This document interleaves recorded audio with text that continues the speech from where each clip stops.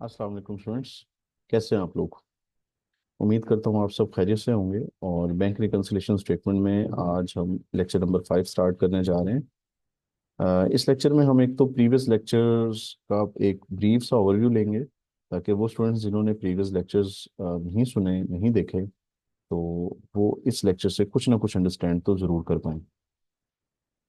अच्छा, अब इसका ब्रीफ सा ओवरव्यू लेते हैं जी। सबसे पहले बैंक रिकन्सिलेशन स्टेटमेंट की नीड या इम्पोर्टेंस क्या है, वो मैं इस तरह से आपको ब्रीफ से बता सकता हूँ कि जी, बैंक के साथ आजकल आपको लाजमी तौर पे अपने बिजनेस को लिंक अप करना पड़ता है। ठीक है, without banking transactions, without bank हम बिजनेस आजकल नहीं जो है वो रन कर सकते, स्मूथली बिजनेस को नहीं चला सकते। आजकल तमाम पेमेंट्स और रिसीट्स बैंक के थ्रू होती हैं। ठीक है, तो बैंक के बगैर बिजनेस करना पॉसिबल नहीं है। हम बैंक में कई बार पैसे जमा करवाते हैं, कई बार बैंक से पैसे निकलवाते हैं, चेकों की पेमेंट्स, रिसीट सब कुछ बैंक के थ्रू होती हैं।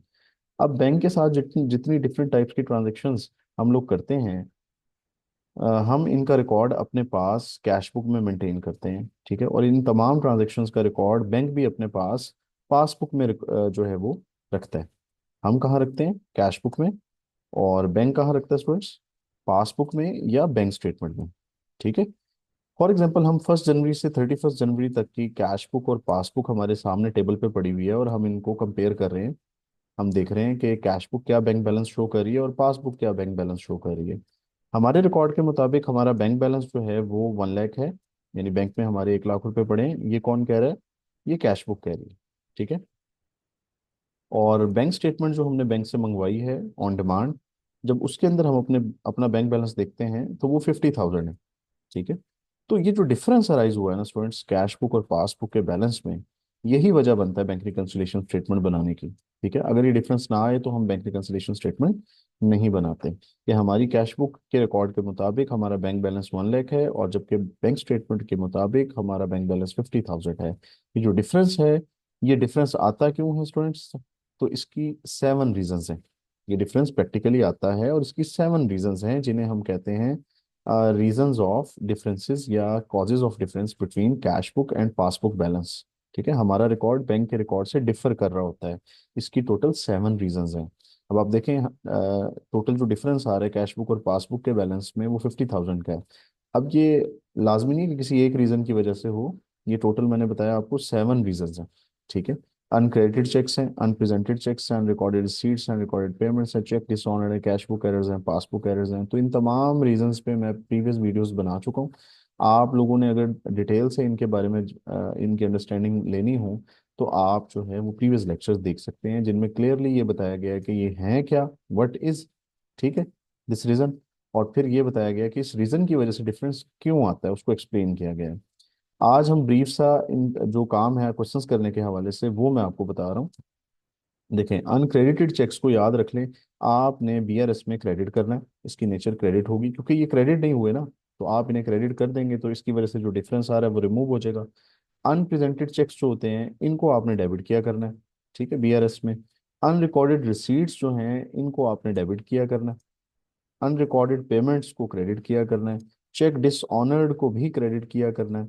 और कैश बुक एरर्स की जहां तक बात है, उसमें 3 तरह के एरर्स होते हैं: साइड एरर्स, कास्टिंग एरर्स और कॉलम एरर्स। तो depending upon the nature of the error, हम बाजू का डेबिट किया करेंगे, बाजू का क्रेडिट किया करेंगे। And the last one is passbook errors. तो पासबुक एरर्स भी, देर आर 4 टाइप्स। ठीक है, wrong debit, wrong credit, wrong debit to some other account, wrong credit to some other account. तो ये पहली तो बात, ये सारी चीज़ें आपकी फिंगर टिप्स पे होनी चाहिए। और दूसरा, इनकी नेचर क्या है। तो पासबुक एरर्स में भी हम, depending upon the nature of the error, हम बाजू का डेबिट करते हैं, and sometimes we credit in the bank reconciliation statement. जी, ये नेचर्स अगर आपको याद हैं तो फिर हम प्रैक्टिकल प्रॉब्लम की तरफ आते हैं। उससे पहले एक और 2 चीज़ें हैं जो मैंने आपको बतानी है। सबसे पहली बात तो ये कि हमें किसी ना किसी एक बुक का बैलेंस क्वेश्चन में गिवन होगा। ठीक है, किसी न किसी एक बुक का, कैश बुक का या बैंक स्टेटमेंट का, हमें बैलेंस गिवन होगा। कौन सा बैलेंस स्टूडेंट्स? यही, ये जो क्लोजिंग बैलेंस है, एंडिंग बैलेंस है, मंथ के एंड का बैलेंस। ये कैश बुक का गिवन होगा, यानी ये 1 लाख गिवन होगा, या फिर ये 50,000 गिवन होगा। किसी न किसी एक बुक का बैलेंस हमें जरूर गिवन होगा। अच्छा, अब ये बैलेंस जो होता है, अगर हमें कैश बुक का बैलेंस दिया हुआ है, balance as per cash book लिखा हुआ है, तो स्टूडेंट्स याद रखें कि कैश बुक का जो नॉर्मल बैंक बैलेंस होता है, ये हमारे लिए एसेट होता है। इसका मतलब ये होता है कि हमारे इतने पैसे बैंक में पड़े हैं और ये हमारे अपने पैसे हैं, हमारे लिए एसेट है। तो लाजमी बात है, एसेट आपके लिए जो भी चीज़ है, हम उसका बैलेंस जो होता है वो डेबिट होता है। ठीक है, एसेट अकाउंट का बैलेंस क्या होता है? डेबिट होता है। तो उसकी नेचर डेबिट हुआ करेगी। लेकिन अगर balance as per cash book के साथ ओवरड्रान या ओवरड्राफ्ट का वर्ड लिखा हुआ है, तो इसका मतलब है स्टूडेंट्स के बैंक अकाउंट में जो पैसे पड़े हैं वो आपके अपने नहीं हैं, बल्कि वो बैंक से आपने शॉर्ट टर्म लोन लिया हुआ है, कर्जा लिया हुआ है आपने। ओवरड्रान या ओवरड्राफ्ट का वर्ड लिखा हुआ है तो इसका मतलब है कि बैंक से आपने लोन लिया है, वो आप पैसे आपके अपने नहीं हैं। और लोन आपको पता है कि वो तो लाइबिलिटी होता है। और लाइबिलिटी आपको पता है, लाइबिलिटी नेचर के अकाउंट्स की नेचर क्या होती है स्टूडेंट्स? क्रेडिट होती है। तो अगर तो सिंपल कैश बुक का बैलेंस दिया है तो नेचर डेबिट होगी, और अगर उसके साथ ओवरड्रान या ओवरड्राफ्ट का वर्ड लिखा है तो फिर नेचर क्या होगी स्टूडेंट्स? क्रेडिट होगी, ऑपोजिट होगी, लाइबिलिटी है ना। और ये हमारे अपने पैसे पड़े हुए हैं बैंक में, तो ये एसेट है हमारे लिए। ये बैंक से लोन लिया हुआ है तो लाइबिलिटी। सिमिलरली आपको पासबुक का भी बैलेंस दिया जा सकता है, बैंक स्टेटमेंट का भी बैलेंस दिया जा सकता है। ठीक है, कैश बुक का बैलेंस अगर नहीं दिया जाएगा तो फिर पासबुक का बैलेंस दिया जाएगा, बैंक स्टेटमेंट का। अब वो बैलेंस भी स्टूडेंट्स, उसकी नेचर क्या होगी? देखिए, कैश बुक के नॉर्मल बैलेंस की नेचर होती है डेबिट, तो पासबुक के नॉर्मल बैंक बैलेंस की नेचर क्या होगी? क्रेडिट। ठीक है, क्योंकि आपको पता है हमारे लिए बैंक एसेट है और बैंक के लिए हम क्या है? लाइबिलिटी। ये बात मैं पहले भी आपको बता चुका हूँ। हमारे लिए बैंक डेटर है और बैंक के लिए हम क्रेडिटर हैं। तो इसमें, इस रिलेशनशिप में बैंक लाजमी बात है, बैंक के लिए हम लाइबिलिटी हैं, तो उसके लिए वो बैंक बैलेंस जो हमारे अपने पैसे पड़े हैं बैंक में, उसके लिए वो क्रेडिट है, हमारे लिए डेबिट है। अगर आपको कैश बुक के बैलेंसेस याद हो गए हैं तो बिल्कुल इसके ऑपोजिट पासबुक के बैलेंसेस की नेचर होगी। मतलब पासबुक का नॉर्मल बैंक बैलेंस जो है वो क्रेडिट होगा। इसका मतलब ये है कि हमारे पैसे जो अकाउंट में पड़े हैं वो अपने हैं, हमारे अपने हैं। ठीक है, और अगर पासबुक के बैलेंस के साथ ओवरड्रान या ओवरड्राफ्ट का वर्ड लिखा जाए तो इसका मतलब ये होगा कि बैंक से हमने शॉर्ट टर्म लोन लिया हुआ है, वो पैसे हमारे अपने नहीं हैं। और लाजमी बात है फिर इसकी नेचर जो होगी वो क्या होगी? नॉर्मल बैंक बैलेंस होता है हमारा तो बैंक के मुताबिक क्रेडिट होता है, और अगर ओवरड्राफ्ट या ओवरड्रान होगा तो फिर डेबिट होगा। सही स्टूडेंट्स? तो ये 4 टाइप्स के बैलेंसेस में से कोई एक टाइप का बैलेंस आपको गिवन होगा, बताना ये चाह रहा हूँ। ठीक है, कैश बुक का नॉर्मल बैंक बैलेंस या कैश बुक का ओवरड्रान बैंक बैलेंस, पासबुक का नॉर्मल बैंक बैलेंस या फिर पासबुक का ओवरड्रान बैंक बैलेंस। तो इन चारों में से कोई एक बैलेंस आपको गिवन होना जरूरी है। ठीक है, फिर ही आप बीआरएस बना सकेंगे। असल में बीआरएस जो है, बैंक रिकंसिलिएशन स्टेटमेंट, इसमें जो वर्ड रिकंसाइल है इसका मतलब सेम करना होता है, एक जैसा करना होता है या फ्रेंडशिप करवाना होता है। तो असल में ये दोनों जो बुक्स है ना, ये लड़ी हुई हैं इस वक्त। ठीक है, इनमें डिस्प्यूट है, झगड़ा है। कैश बुक कुछ और कह रही है, पासबुक कुछ और कह रही है, तो आपने इनमें सुलह करवानी है, फ्रेंडशिप करवानी है, इनके बैलेंसेस को सेम करना है। तो लाजमी बात है फिर जब फाइट हुई हो ना, डिस्प्यूट हो, कोई झगड़ा हो, तो किसी एक को तो पहल करनी पड़ेगी। या कैश बुक को पहल करनी पड़ेगी या पासबुक को पहल करनी पड़ेगी। तो इसीलिए मैं स्टूडेंट्स कह रहा हूँ कि किसी एक बुक का बैलेंस तो आपको क्वेश्चन में गिवन होगा। ठीक है, जिससे आप दूसरी बुक जैसा कर देंगे तो। नहीं जी, प्रैक्टिकल प्रॉब्लम स्टार्ट करते हैं सबसे पहली। लेकिन उससे पहले मैंने बताया था 2 बातें, एक बात तो ये बैलेंसेस है, दूसरी बात एक और मैं आपको बता दूं। बीआरएस बनाने के लिए हम 2 स्टेप से गुजरते हैं। ठीक है, बीआरएस बनाने के लिए हमें 2 स्टेप्स फॉलो करने पड़ते हैं। सबसे पहले तो हमें वो रीजंस फाइंड करनी पड़ती हैं जिनकी वजह से कैश बुक और पासबुक का बैलेंस डिफर कर रहा है। पहले हम वो रीजंस फाइंड आउट करते हैं। ठीक है, और इसके लिए हम दोनों बुक्स जो होती हैं वो अपनी टेबल पे सामने रख लेते हैं, और फिर हम उनको कंपेयर करके पता लगाते हैं कि कौन सी चीज़ है जो कैश बुक में रिकॉर्ड हुई है, पासबुक में रिकॉर्ड नहीं हुई। कौन सी चीज़ है जो पासबुक में रिकॉर्ड हुई है, कैश बुक में रिकॉर्ड नहीं हुई। कौन सी चीज़ है जो दोनों बुक में रिकॉर्ड हुई है लेकिन एक बुक में गलत रिकॉर्ड हुई है, दूसरी बुक में ठीक रिकॉर्ड हुई है, यानी मेरी मुराद एरर्स हैं। तो हम लोग क्या करते हैं, कैश बुक पासबुक सामने रख के कंपेयर करते हैं और रीजंस ऑफ डिफरेंस को फाइंड करते हैं। ये पहला स्टेप होता है बीआरएस बनाने का।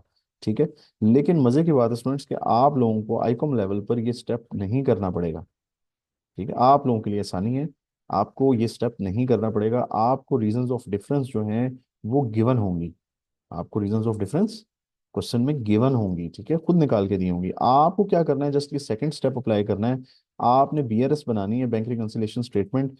उसमें क्या करते हैं आप उसमें ये कंफर्म करते हैं कि जी जो डिफरेंस आ रहा है दोनों बुक्स के बैलेंस के दरमियान, वो उन्हीं रीजंस की वजह से आ रहा है या कोई और रीजन भी है? मतलब जो रीजंस आपने फाइंड की हैं या जो आपको करके दी होंगी, आपने कंफर्म करना है, टैली करना है कि वो जो डिफरेंस आ रहा है दोनों बुक्स के बैलेंस में, वो डिफरेंस उन्हीं रीजंस की वजह से आ रहा है, उन्हीं वजूहात की वजह से आ रहा है जो आपने फाइंड की हैं, या कोई और रीजन भी है। इस चीज को टैली करना है आपने। और उसके लिए आप छोटी छोटी सी एक स्टेटमेंट बनाएंगे जिसे आप बैंक रिकंसिलिएशन स्टेटमेंट कहेंगे। ठीक हो गया? अच्छा, दूसरा आप एक और चीज ध्यान में रख लें, छोटी सी, क्वेश्चन के दरमियान मुझे बार बार बतानी पड़ेगी, मैं अभी पहले ही बता रहा हूँ इसलिए।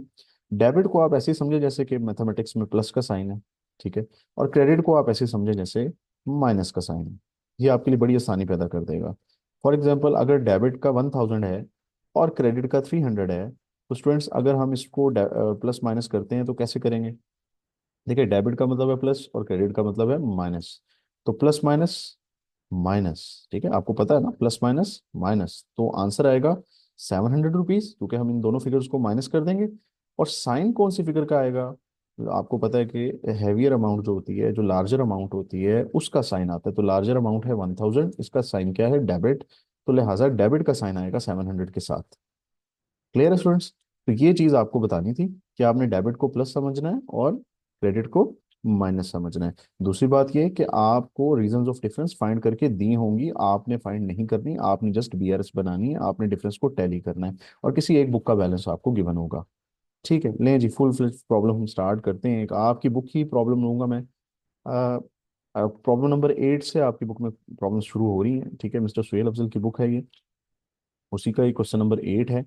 और ओ लेवल के अंदर जब आप जो है ना बीआरएस बनाते हैं, तो उसके अंदर आपको जो है ना ये दोनों स्टेप्स आने चाहिए।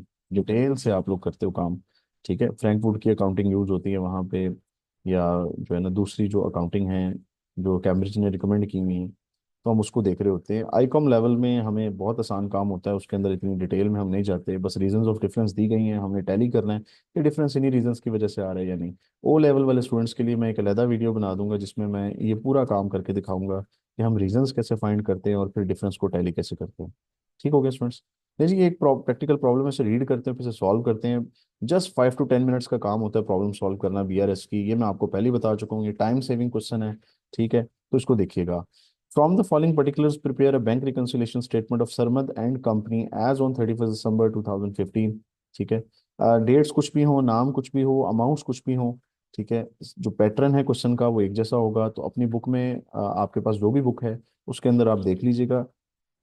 कोई परेशानी हो तो कमेंट सेक्शन में आपने वो क्वेश्चन मेरे से पूछ लेना, ठीक है। इंशाल्लाह आई विल रिस्पॉन्ड यू। तो सबसे पहले देखें जी, आप, वो कहते हैं सरमद एंड कंपनी की बुक में आपने जो है वो बैंक रिकंसिलिएशन स्टेटमेंट बनानी है 31 दिसंबर 2015 को। फर्स्ट वन उसने जो दिया है वो क्या है कि जी बैलेंस है एज पर कैश बुक ₹12,500। तो ये पहली ही लाइन में आज हमें कैश बुक का बैलेंस दे दिया गया है। लाजमी नहीं है कि ये फर्स्ट लाइन में दिया हो, इस दरमियान में या एंड पर कहीं दिया जा सकता है। तो हमने सबसे पहले इस बैलेंस को ही लिखना होता है। ठीक है स्टूडेंट्स?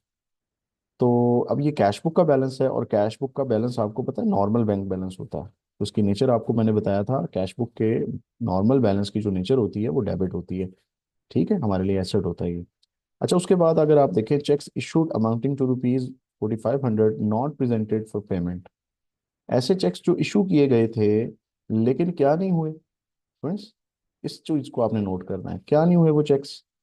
प्रेजेंट नहीं हुए। तो इन चेक्स को आपको पता है, जो चेक्स प्रेजेंट नहीं हुए इन्हें अनप्रेजेंटेड चेक्स कहते हैं। ये हमारी सेकंड रीजन है। ठीक है, सेकंड रीजन ऑफ डिफरेंस है अनप्रेजेंटेड चेक्स। और इनकी नेचर क्या होती है स्टूडेंट्स? डेबिट। हमने इन्हें डेबिट करना होता है। ये साथ साथ मैं आपको दिखा भी रहा हूँ, लेकिन आप लोग जो है ना इस चीज़ को आपने याद किया हो, रीजन ऑफ डिफरेंस को भी याद किया हो और उनकी नेचर को भी याद किया होना बहुत ज़रूरी है आप लोगों के लिए। फिर चेक हमने डिपॉजिट करवाए लेकिन क्लियर नहीं हुए। क्या नहीं हुए? क्लियर नहीं हुए। जो चेक्स क्लियर ना हो वो लाजमी बात है अनक्लियर्ड चेक्स कहलाते हैं। ठीक है, अनक्लियर्ड चेक स्टूडेंट्स। तो अनक्रेडिटेड चेक्स को ही अनक्लियर्ड चेक्स कहते हैं। सारे सारे नाम आपको मैंने लिखवाए हुए हैं प्रीवियस लेक्चर्स में, तो आपने इन्हें क्रेडिट करना है। ठीक है, उसके बाद bank had wrongly debited the firm's account with 712। तो ये स्टूडेंट क्या चीज़ है? ये पासबुक का एरर है कि बैंकर ने गलती से फर्म का अकाउंट, फर्म से मुराद हमारी कंपनी है, तो हमारा अकाउंट जो है ना, टू योर अकाउंट, हमारा अकाउंट बैंक ने गलती से डेबिट कर दिया है। तो ये पासबुक एरर है। तो हम लाजमी बात है इसको हम क्या कर देंगे, अगर रॉन्गली डेबिट कर दे बैंक आपके अकाउंट को तो आप क्रेडिट कर देते हैं। ये देखिए मैं आपको दिखा देता हूँ। ये क्या पासबुक एरर है और उसमें गलती से बैंक ने आपका अकाउंट डेबिट कर दिया है। तो जब गलती से बैंक आपका अकाउंट डेबिट कर देता है तो हम क्या कर देते हैं स्टूडेंट्स, क्रेडिट कर देते हैं उसको ठीक करने के लिए। ठीक है, तो ये मैं देख रहे हैं, अब मैं जितनी रीजंस पढ़ाई हैं उन्हीं में से आपको पेपर में आ रही हैं और इसी में से हमने इसे सॉल्व करना है। Bank charges debited in the passbook. तो स्टूडेंट्स अब जरा आपने अपने दिमागों पे गौर करना है, थोड़ा सोचना है कि बैंक चार्जेस जो होते हैं ये कौन सी रीजन ऑफ डिफरेंस में आते हैं। तो हमारे पास जो रीजंस ऑफ डिफरेंस हैं उनमें अनक्रेडिटेड चेक्स है, अनप्रेजेंटेड चेक्स है, ये देखें ये सारी रीजंस हैं। तो ये बैंक चार्जेस किस में आते हैं? तो अगर आपने याद नहीं किया हुआ तो फिर आपको करना चाहिए। ठीक है, मैंने आपको बताया था कि बैंक चार्जेस जो है ना, बैंक चार्जेस वो एक अनरिकॉर्डेड पेमेंट है। और अनरिकॉर्डेड पेमेंट की नेचर क्या होती है स्टूडेंट्स, क्रेडिट होती है। तो बस ये चीज़ें हमने देखनी थी कि कौन सी जो रीज़न ऑफ डिफरेंस दी हुई है क्वेश्चन में, वो हमने जो पढ़ी है हेडिंग 7, 7 रीजन ऑफ डिफरेंस, तो वो उस किस में फॉल कर रही है और उसकी नेचर क्या है, यदि हमने उसे क्रेडिट करना है या डेबिट करना है। नहीं जी, अब हम स्टेटमेंट बनाते हैं। प्रॉब्लम नंबर 8 है। सबसे पहले हम बिजनेस का या कंपनी का नाम लिखेंगे, ऑनर का नाम लिखेंगे, सरमद एंड कंपनी। ठीक है, ऑनर का नाम हो तो ऑनर का लिख दें अगर बिजनेस का ना हो। बना क्या रहे हैं, बैंक रिकन्सिलिएशन स्टेटमेंट हम बना रहे हैं। किस डेट पे बना रहे हैं, एज ऑन 31 दिसंबर 2015। फॉर्मेट बना लेते हैं। इसमें जनाब आपको एक फर्स्ट कॉलम चाहिए सीरियल नंबर का, देन पर्टिकुलर्स या डिटेल्स लिख लें। ठीक है, ये फॉर्मेट मैं आप लोगों के लिए बना रहा हूँ। एग्जाम के अंदर ज़रा प्रेजेंटेशन अच्छी हो जाती है, वैसे स्टेटमेंट का फॉर्मेट कोई नहीं होता, ये आपने सबने जहन में रखना है।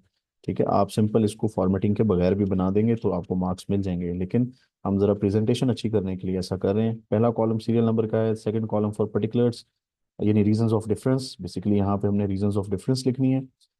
थर्ड कॉलम हम डेबिट और क्रेडिट, बेसिकली ये नेचर का कॉलम बनाया मैंने कि डेबिट करना है या क्रेडिट करना है हमने बीआरएस में, इसके अलावा तो तीसरी कोई बात ही नहीं है।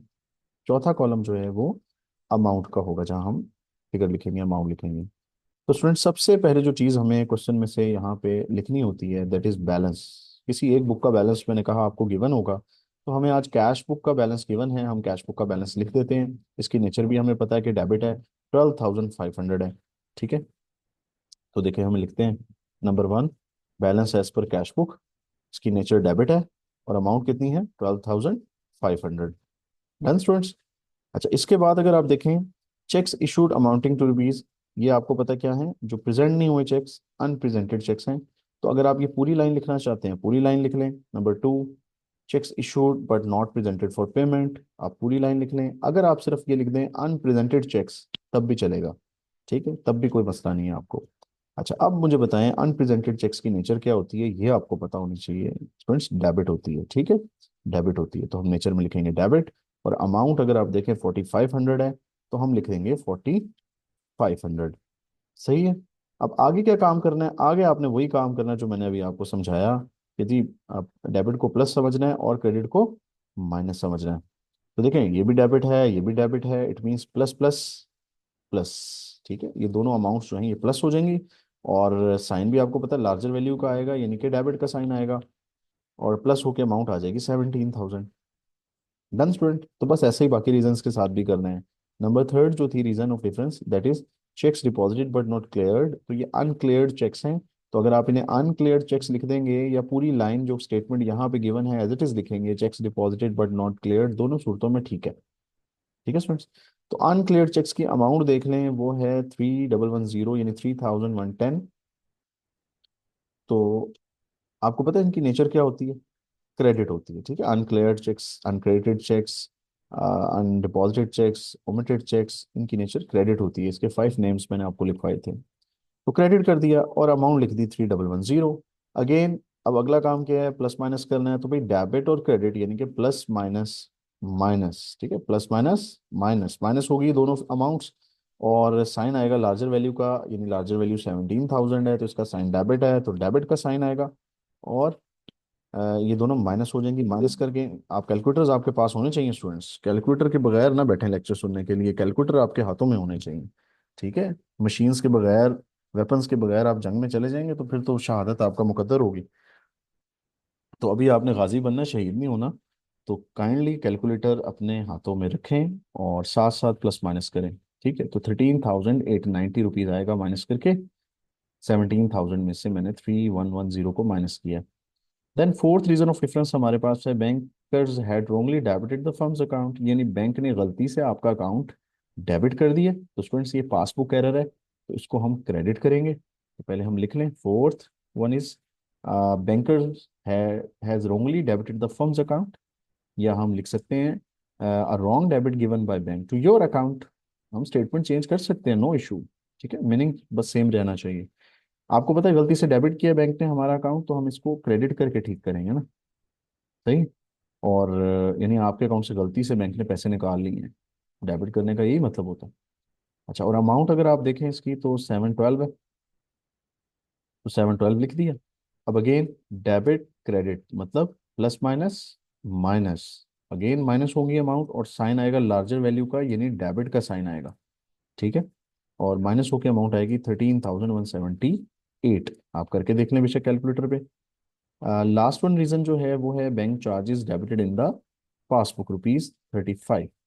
तो bank charges is the unrecorded payment, लिहाजा इसकी नेचर भी क्रेडिट होती है और अमाउंट है इसकी 35। और जब आप प्लस माइनस यानी कि डेबिट क्रेडिट मतलब plus minus minus plus minus minus, तो उससे भी माइनस करेंगे और साइन जो है, अब साइन यहाँ पे देखें मैं नहीं लगा रहा पहले, मैंने पहले वैल्यू लिखी है। बेशक डेबिट वैल्यू जो है वो ज़्यादा है और साइन डेबिट का आना चाहिए, लेकिन देखें हमारी रीजंस ऑफ डिफरेंस तो हो गई हैं कंप्लीट। ठीक है, हम सारी रीजंस को प्लस माइनस कर चुके हैं कैश बुक के बैलेंस में। कैश बुक का बैलेंस लिखा था सबसे पहले, और सारी रीजंस ऑफ डिफरेंस, ये जितनी भी रीजंस ऑफ डिफरेंस थी, ठीक है, चेक्स इशूड से शुरू हुई हैं और बैंक चार्जेस पे एंड हुई हैं, ये चार की चार, तो इनको हमने एडलेस कर किया है। किसमें किया है? कैश बुक के बैलेंस में एडलेस किया है। तो होना ये चाहिए कि जब रीजंस ऑफ डिफरेंस आपने सारी की सारी कैश बुक के बैलेंस में एडजस्ट कर दी हैं, तो ये जो एंड पे बैलेंस आया है ये पासबुक जैसा होना चाहिए।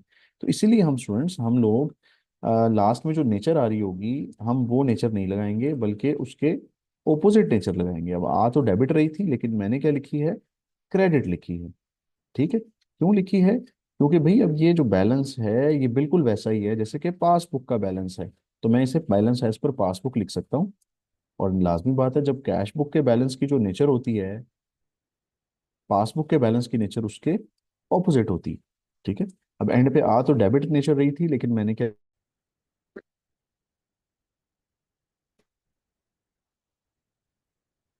ठीक है स्टूडेंट्स, तो आ तो एंड पे डेबिट नेचर रही थी, लेकिन मैंने क्रेडिट नेचर लिखी है। इसकी रीजन मैंने आपको बताई है कि हमने स्टार्ट कैश बुक से लिया था, तो एंड लाजमी बात है हम पासबुक के बैलेंस पे करेंगे। हमारा मकसद ये था कि हमने दोनों बुक के बैलेंस को सेम करना था। ठीक है, कैश बुक का बैलेंस था पहले 12,500, अब उसमें जब ये सारी रीजंस हमने एडलेस की, तो अब कैश बुक का बैलेंस बन गया है 13,143, जो कि लाजमी तौर पे पासबुक के बैलेंस के बराबर ही होगा। ठीक है, अगर हमें पासबुक का बैलेंस भी दिया जाता तो वो हम उससे ये बात टैली कर सकते थे। यानी इसका क्वेश्चन, हम अगर सिंपल एक बुक का बैलेंस दिया तो हम फिर चेक नहीं कर सकते कि हमने ठीक किया कि गलत किया। लेकिन अगर हमें दोनों बुक्स के बैलेंस गिवन हो, तब जाके हम इसका क्वेश्चन बीआरएस का वो चेक भी कर सकते हैं। तो ऐसा भी क्वेश्चन मैं आपको करवाऊंगा जिसमें दोनों बैलेंस दिए होंगे। एक बार लाहौर बोर्ड में आ चुका है ऐसा क्वेश्चन, एक से दो बार। बहरहाल ये क्वेश्चन आपका कंप्लीट है। देखिए इसमें कितना आसान काम है, कुछ भी नहीं करना है, बस आपने रीजंस ऑफ डिफरेंस किसी एक बुक के बैलेंस से शुरू करना है, जो बुक जिस बुक का बैलेंस आपको गिवन होगा, और बाकी सारी रीजंस ऑफ डिफरेंस उसमें एडलेस करनी है, और आपके पास फाइनली जिस बुक से आपने स्टार्ट किया है, एंड आपने दूसरी बुक के बैलेंस पे करना है। ठीक है, और एंड पे जो साइन आ रहा होगा, लाजमी बात है वो आप साइन नहीं लगाएंगे, आप उसके ऑपोजिट साइन लगाएंगे, क्योंकि बुक का आपने चेंज कर दिया है, दूसरी बुक का बैलेंस आप लिख रहे हैं। ठीक है स्टूडेंट्स। अच्छा, इसके साथ ही मैं आपको क्वेश्चन नंबर 10 भी करवा दूं, ताकि एक और क्वेश्चन हम कर लेते हैं। चलो, ये हमारा क्वेश्चन नंबर 10 है। 9 बिल्कुल उसके साथ का है, आगे भी क्वेश्चन इसके साथ के ही हैं, बस मैं फॉर्मेलिटी के तौर पे एक और क्वेश्चन आपको करवा रहा हूँ। ठीक है, according to the cash book of Sarfaraz limited company has a balance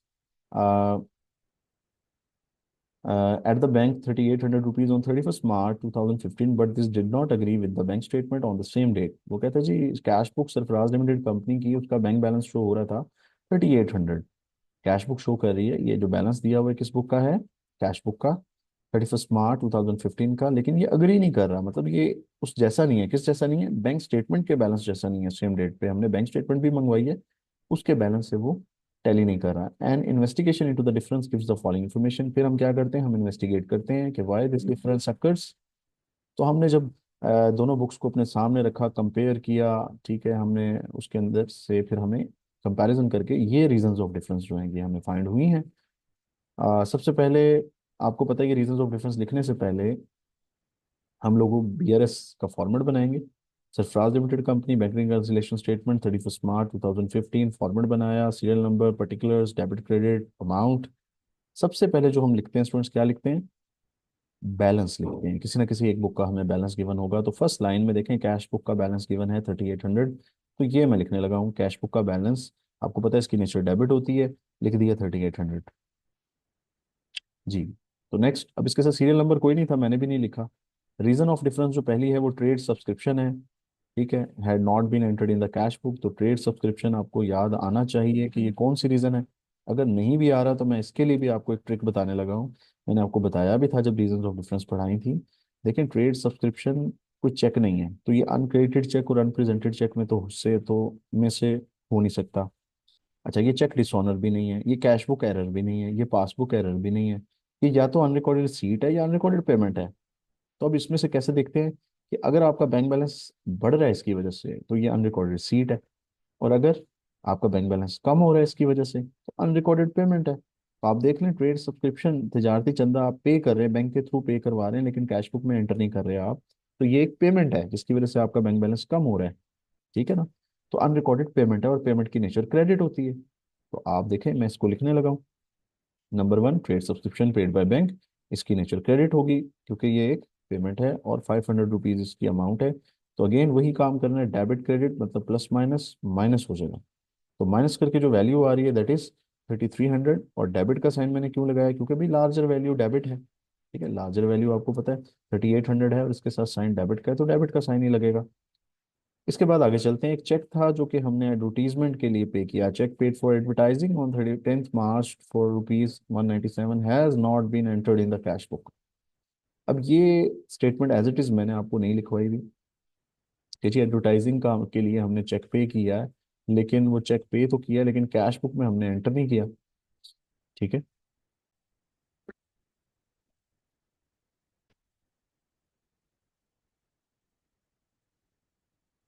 ji students, तो ये जो चीज़ है एज इट इज़ मैंने नहीं लिखवाई, लेकिन हम इसको भी ऐसे ही कंफर्म कर सकते हैं कि एक चेक जो आप पे कर रहे हो तो इससे भी आपका बैंक बैलेंस क्या हो जाएगा? कम हो जाएगा। ये अनरिकॉर्डेड पेमेंट है, तो अनरिकॉर्डेड पेमेंट को हमने क्या करना है? हमने क्रेडिट करना है। देखिए सेकंड लिखा, cheque paid but not recorded in the cash book, क्योंकि ये अनरिकॉर्डेड पेमेंट है इसलिए मैं इसको क्रेडिट कर रहा हूँ, ठीक है। देखिए आप इसको इस तरह भी समझ सकते हैं। देखिए चेक आप जब पे करते हैं, इशू करते हैं किसी को, तो आप एंट्री क्या करते हैं? मतलब अपना बैंक बैलेंस क्या करेंगे आप? क्रेडिट करेंगे ना। बैंक बैलेंस आपका कम हो जाएगा तो बैंक एसेट एसेट क्रेडिट कर देंगे आप। तो इसलिए मैं ये देखें क्रेडिट ही कर रहा हूँ, कैश बुक में तो हम क्रेडिट ही करेंगे। तो 197 थी। अब इसको फर्दर सॉल्व करें तो साइन लार्जर वैल्यू का आ गया डेबिट का, और ये प्लस डेबिट क्रेडिट मतलब प्लस माइनस माइनस, तो ये माइनस होकर 3103 आ गया, ठीक है।